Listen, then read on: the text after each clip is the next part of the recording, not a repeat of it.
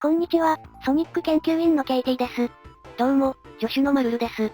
今回は、3D ソニック本編作品の進化の歴史をご紹介します。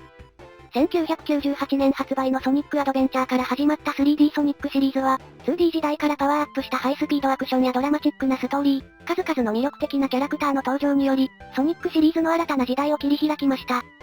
今回はそんな 3D ソニックの進化の歴史を、一緒に見ていきましょう。なおこの動画では、3D アクションゲームかつ、据え置き機で展開された作品を本編作品と定義しています。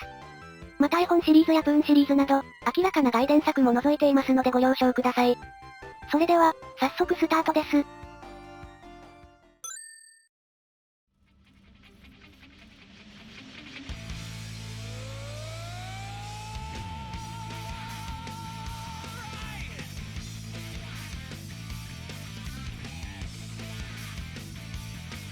まずはじめにご紹介するのは、3D ソニック本編作品の記念すべき一作目、ソニックアドベンチャーです。1998年に発売されたこの作品では、ゲームシステムが 3D になったことに加え、キャラクターの頭身が上がってボイスが追加されたり、BGM がロック調になったりと、ゲームの雰囲気がこれまでの可愛らしいものからスタイリッシュでかっこいいものへと大変貌を遂げました。また、非常に重厚でしっかりとしたストーリーが用意されているのも大きな特徴です。カオスエメラルドの力を吸収して進化する謎の生命体、カオスと、その力を利用して世界征服を目論むエッグマンを倒すためにソニックが冒険するというのがメインシナリオになるのですが、そこにナックルズの祖先、古代ナックルズ族の集落で起こったある悲劇が関わってきます。時間を超えてこの古代ナックルズ族の集落に迷い込む場面は今作の中でも特に印象的で、物語にぐっと引き込まれる演出です。さらに今作には6人ものプレイヤーキャラクターが登場し、今紹介したストーリーがこの6人それぞれの視点から描かれます。そのため、例えばソニック編をクリアしただけでは語られない部分も多く、6人全員のパートをクリアしてようやく物語の全貌が見えてくるという構成になっています。このストーリー構成秀逸だよな。プレイしていてめちゃくちゃワクワクするぜ。また今作から、今やソニックの代名詞ともいえるホーミングアタックが実装されました。これはジャンプ後に敵に体当たりするアクションなのですが、ホーミングアタックという名の通り、ある程度敵を追尾してくれます。3D になって色々な方向へ動けるようになった分、敵に攻撃を当てるのも難しくなってしまうところでしたが、このアクションのおかげでそのようなことはなく、非常に爽快感のあるプレイを楽しむことができます。ソニックのハイスピードアクションとの相性も抜群なので、これ以降の作品でも定番になっているアクションです。さらに、先ほどご紹介した6人のプレイヤーキャラはそれぞれステージのクリア条件が違うため、非常にバリエーションに富んだプレイが楽しめます。特にナッコウの宝探し、ガンマのシューティング、ビッグの釣りゲーはもはや別ゲーのようなゲーム性です。他にも、キャラクターを自由に動かして街の人と話せるアドベンチャーフィールドや、ミニゲームのチャオガーデン、ステージのやり込み要素など、ボリュームが盛りだくさん。新たな時代の幕開けにふさわしく、非常に中身の濃い作品になっています。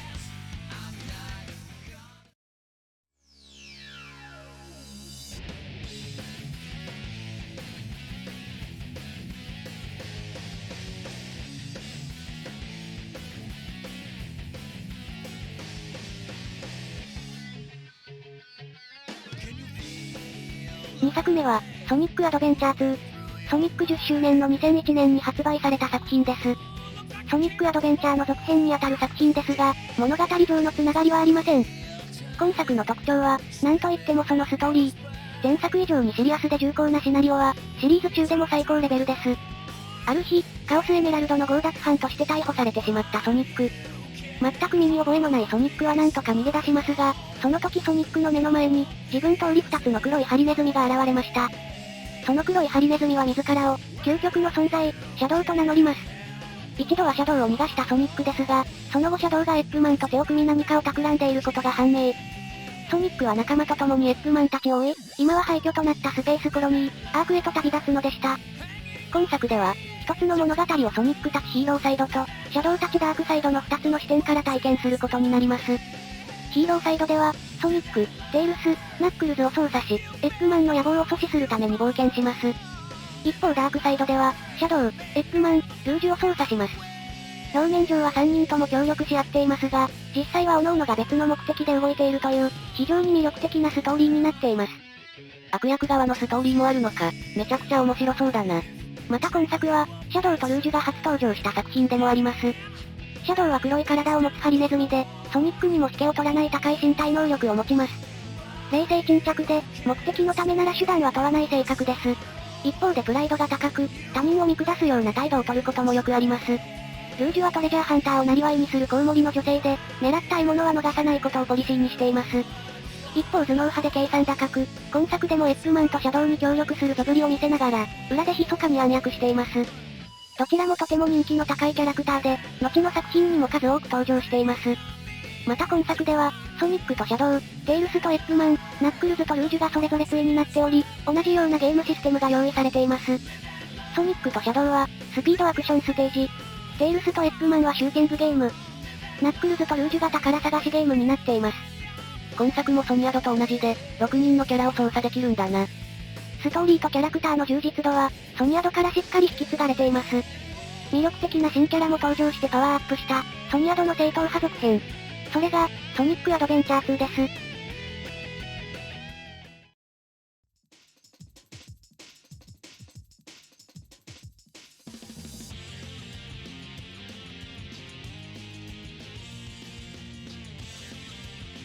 続いては、ソニックヒーローズ。2003年に発売された作品です。今作には総勢12体ものプレイヤーキャラクターが登場し、彼らが3人1組のチームを組んでステージを攻略するという、シリーズ中でもかなり独特なゲームシステムが採用されています。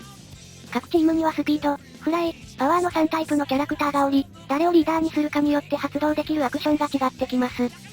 スピードタイプのキャラは移動速度が速く、ホーミングアタックなど従来の 3D ソニックと同じようなアクションが使える。フライタイプは他の2人を連れて少しの間飛ぶことができる。パワータイプは攻撃力が最も高く、ステージ中のブロックなども壊せるといった特徴があります。ステージの仕掛けとか敵によって使い分けるってことだな。その通りです。さらにリングやアイテムを入手したり敵を倒すとブラストゲージというゲージが溜まっていき、ゲージがいっぱいになるとチームブラストという必殺技が使えます。チームブラストは各チームごとに異なりますが、どれも非常に強力で、周囲の敵を一掃することができます。また今作のストーリーですが、プレイする4つのチームそれぞれに全く違った物語が用意されています。エッグマンからの挑戦状を受け、彼の野望を阻止するため冒険へと出発するチームソニック。記憶を失っているシャドウ、エッグマンのお宝を狙うルージュ、エッグマンに復讐を誓うオメガが一時的に手を組み、共通の目的であるエッグマンを探すチームダーク。ソニックを探すエミー、チャオのショコラを探すクリーム、カエル君を探すビッグが一緒になり、皆で人探しの旅に出るチームローズ。謎の人物からの依頼を受け冒険へと飛び出した、しがない探偵事務所を営むチームカオティクスと、全く別の目的を持って動き出した4つのチームが時にはぶつかり合いながら、各々の旅を続けていくという物語になっています。ソニックアドベンチャー1、2に比べるとシンプルであっさりめなストーリーですが、その分12体のキャラクターすべてにしっかりスポットライトが当たるよう作られています。ムービー中だけでなくステージ中でもキャラクター同士がよく会話をするので、各キャラクターがどんな性格で、どんな立ち位置なのかがよくわかります。ソニックシリーズの魅力的なキャラクターをたくさん知ることができる、シリーズ屈指のキャラゲーです。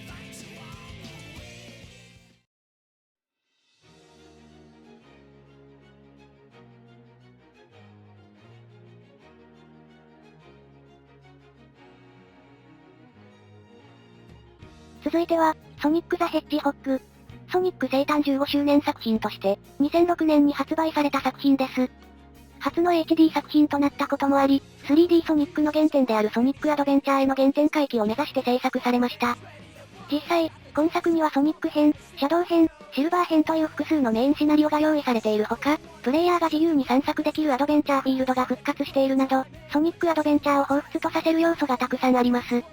しかもそのどれもがパワーアップしており、過去、現在、未来を巻き込んだ壮大なストーリーや、より広大になったアドベンチャーフィールドはまさにソニックアドベンチャーの正当進化で、初プレイ時はとてもワクワクさせられました。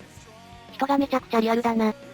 今作は、水の都、ソレアナ公国という小さな国を舞台に、この国の公女エリスをエッグマンから守るソニック。そのソニックの命を狙う謎のハリネズミ、シルバー。ソレアナ公国の秘密に迫ろうとするシャドウの3人の物語が描かれます。シルバーは今作が初登場のキャラクターで、未来の世界からやってきた超能力を操るハリネズミです。ちょっと属性盛りすぎじゃないか？問題ありません。この設定の通り、シルバー編では超能力アクションを使うことができます。サイコキネシスで物を動かして敵を倒したり、少しの間宙を置いて移動したり、敵の攻撃を止めて跳ね返すなど、これまでのソニックシリーズはもちろん、他のゲームでもなかなか味わえない体験をすることができます。これ以降の作品では実装されていませんが、ぜひまた遊ばせてほしいアクションです。また操作キャラは基本的にソニック、シャドウ、シルバーの3人ですが、今作では他のキャラを操作できるパートも存在します。しかもソニックヒーローズとは違い、すべてのキャラを単独で操作できるのです。中には今作でしか操作できないキャラもいるため、今作は非常に貴重な作品です。このように HD による美しいグラフィック、壮大で映画のようなストーリー、数多くの操作キャラクターと素晴らしい要素がたくさんある今作ですが、残念ながらソニックシリーズの黒歴史として語り継がれてしまっています。こんなに面白そうなのになんでだ？その原因は、あまりに長いロード時間や頻発する処理落ち、理不尽な操作性などがあったからです。特にロード時間は1回あたり20秒以上かかり、頻度も高いです。ひどい時には会話一つのためにロードが挟まることもあります。そのため頻繁にゲームが遮られ、せっかくの面白いストーリーが台無しになってしまっています。それ以外の部分は本当に素晴らしいだけに、とてももったいないゲームです。ロードなどの問題点を現代技術で解決してリメイクしたら、間違いなく神ゲーになれる作品だと思います。